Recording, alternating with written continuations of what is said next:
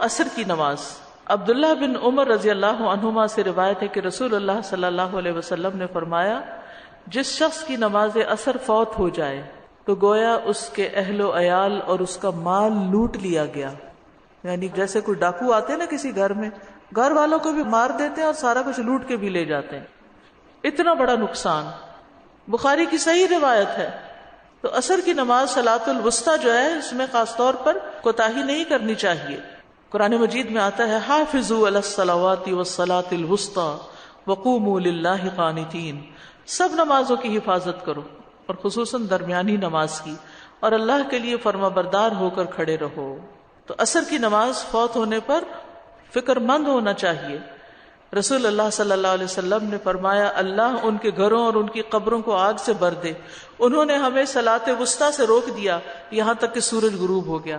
آپ نے مشرکین کے حق میں بد دعا کی تھی جب غزوہ احزاب کے موقع پر انہوں نے آپ کو مشغول کر دیا اور نماز نہ پڑھنے دی.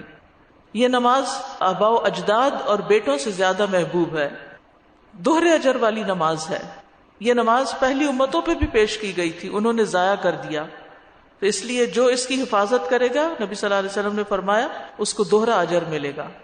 عصر کی نماز کے وقت اللہ تعالیٰ فرشتوں سے بندوں کی نماز کی خبر لیتا ہے. صبح اور شام کے فرشتے فجر اور عصر میں تبدیل ہوتے ہیں، اور جو عصر کے وقت جاتے ہیں ان سے پوچھتے ہیں کہ تم نے میرے بندوں کو کس حال میں چھوڑا؟ تو وہ بتاتے ہیں کہ ہم ان کے پاس گئے تو وہ نماز پڑھ رہے تھے، اور جب ہم ان کو چھوڑ کے آئے تو وہ نماز پڑھ رہے تھے. نبی صلی اللہ علیہ وسلم نے فرمایا وہ آدمی ہرگز آگ میں نہیں جائے گا جس نے سورج نکلنے سے پہلے اور غروب ہونے سے پہلے نماز پڑھی، یعنی فجر اور عصر کی. یہ دونوں وقت بڑے اہم وقت ہیں، ان کے اذکار بھی ہیں، صبح شام کے اذکار. فجر کی نماز کے بعد سے لے کر سورج نکلنے تک، اور عصر کی نماز سے لے کر سورج غروب ہونے تک صبح شام کے اذکار پڑھے جاتے ہیں.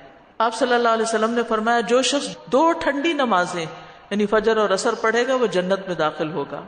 یہ نمازیں پڑھنے والے اللہ تعالیٰ کا دیدار کر پائیں گے. عصر کی نماز چھوڑنا اعمال کی بربادی کا باعث ہے. نبی صلی اللہ علیہ وسلم نے فرمایا جس شخص نے عصر کی نماز چھوڑ دی اس کے اعمال باطل ہو گئے. اصل میں ہوتا یہ ہے کہ دن کا آخری حصہ آ جاتا ہے نا، آپ جاب سے واپس جا رہے ہیں، ٹریفک میں پھنس رہے ہیں، آپ اپنے بزنس بند کر رہے ہیں، یا پھر یہ کہ اس وقت بزنس بڑی عروج پر ہوتا ہے، بہت زیادہ لوگ آرام کھانا کھا کے اپنے کام کاج کر کے تو خرید و فروخت کے لیے نکل آتے ہیں، تو دکانیں زیادہ بزی ہو جاتی، یا کوئی بھی وجہ ہو سکتی ہے، یا لوگ تھک کے آتے ہیں گھروں میں قیلولہ کرتے کرتے مغرب کر دیتے ہیں.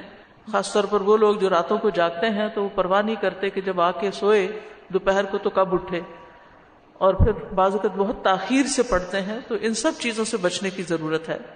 عصر کی نماز مؤخر کرنا منافق کی صفت ہے.